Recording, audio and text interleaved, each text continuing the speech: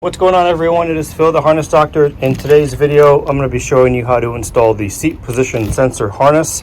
If you are doing a seat swap on your 2014 to 2018 Silverado or Sierra truck and you developed an airbag light on your cluster, I'm going to show you one of the possible reasons why that airbag light came on. And so on your factory seat, you want to take a look underneath and look for a seat position sensor. So there are several things that can contribute to the airbag light. If your seat is unplugged, you will get an airbag light. If your seatbelt pretensioner, now in this model, this truck actually has a seatbelt pretensioner. It's this guy here that has a tensioning bar that goes across the seat here.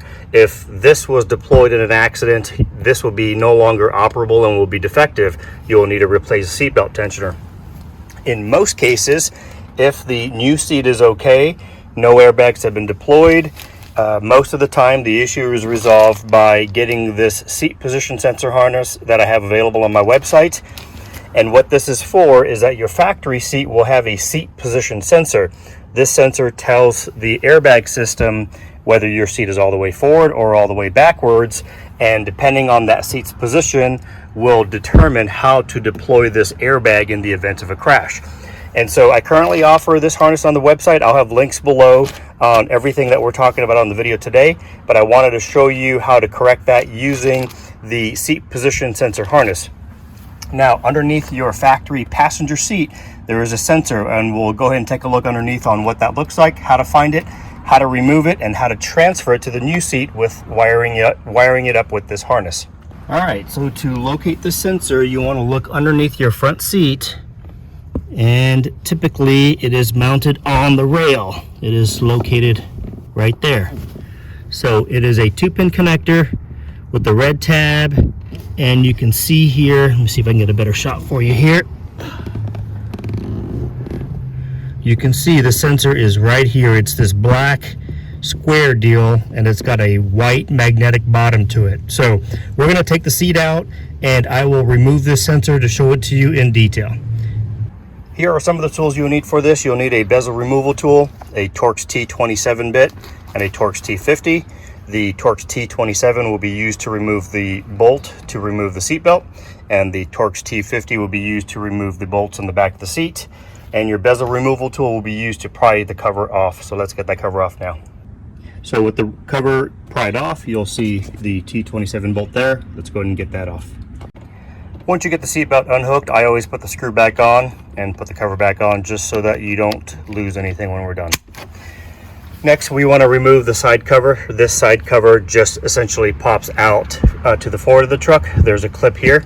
So just get your hands in between and push forward just like that. I did it one-handed. I've already taken it off. So you can see here, there is a metal retention clip. And then to remove this plug, slide this red tab backwards, just like that. Push in, and then rotate the gray lever out. And that allows you to unplug the connector. Slide the seat all the way forward, and you want to access the 2 T15 bolts here in the back. With the 2 rear Torx T50 bolts removed, the seat will now tilt up, and at this point the front of the seat has hooks here, so you want to lift the seat up and then pull it back towards you to remove it from the hooks. So I've got the seat removed here, and you can see the seat position sensor is right here. It's bolted on here with the Torx bit. And then to remove this, you want to slide this red tab back and then push in and release, just like that.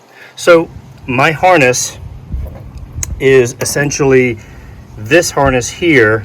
You cannot pull this off and reuse it because it's tied into other components into this plug, and you won't have the ability to wire this sensor into the new seat. So I've got a harness that we're going to essentially plug into the sensor once we get it mounted into the new seat, and wire the other end into the plug, so when you plug it in, it should resolve the airbag lights.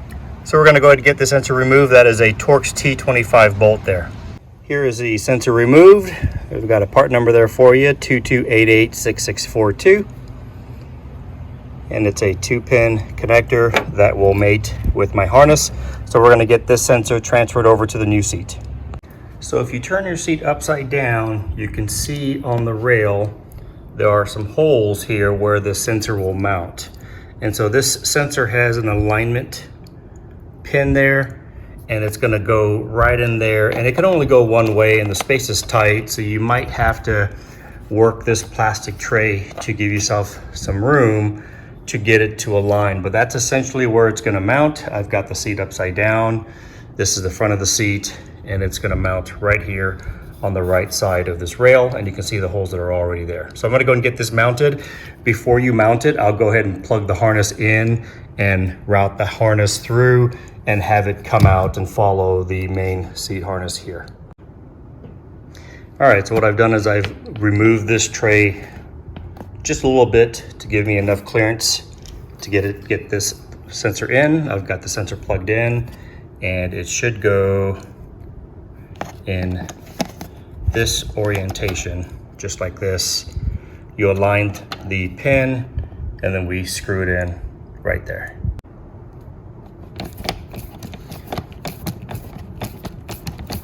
Just like so. And then again, we're gonna route the harness through the tray, give yourself some slack in here, and then just follow it down to the end of this harness. Now that you have the harness routed through, we're gonna prepare the connector to land the wires where we need to land it. And for that, you're gonna need a small flat blade screwdriver, cut the zip tie here so that we can remove this back cover. And using your flat blade screwdriver, carefully get this cover pried off from the top. And this cover is going to have some additional tabs here on the side, so we want to release that while putting pressure on this connector coming backwards. And then that should release the back cover. Now you're going to want to undo the tape, because one of the wires, the black wire without the pin, will need to get spliced into an existing wire, and then the orange wire with a pin will actually land in one of the slots on the connector. And so if you follow the instructions, the orange wire will go into position number 5 on this connector. So this is position 1, this green plug. The power is 2, 3, 4, and 5. You'll see a white seal plug right in here. So you'll need to get a pick tool to remove that white seal plug out so we can insert the orange wire in there. And then the black wire will splice into the wire that is in position number 7. So 1, 2, 3, 4, 5, 6, 7. It's going to be this black wire with an orange stripe. We don't need to remove this. We're going to remove the tape and splice the black wire to that wire in the harness. So I've got a very small pick tool here, and you can see I was able to insert this tool from the front to push the white seal out. So we want to remove that. So again, it's position number 5. 1 is the green seal, 2 is this large power wire, 3, 4, and then number 5. Now to insert that terminal in the front of the connector, you're going to see a green tab right in here. So you want to use your flat blade screwdriver and just gently pop that open. Just like that, so it opens out and opens the cavity. Now we want to take our terminal and insert it, and you want to make sure that the tabs on this terminal are up and down. So the connector is in this orientation, these little ears are up and down, and you want to go ahead and just carefully insert that until it clicks, and you can give it a gentle tug and you are not able to pull it out. It is in place. Don't forget to close your TPA by pushing that green tab in. Now I'm going to unwrap the tape, and I am going to splice the black wire to the wire that is in position number 7. And again, it is this black wire with an orange stripe. We're going to do that now. So I've got the tape peeled back, and you can see here on this wire, it's the black wire with the orange stripe.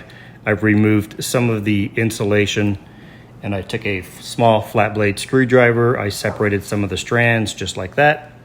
And you take your black wire from the harness, remove some of the insulation, and just thread it like a needle.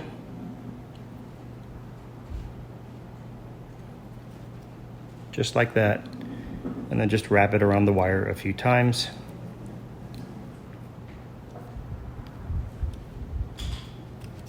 Just like so.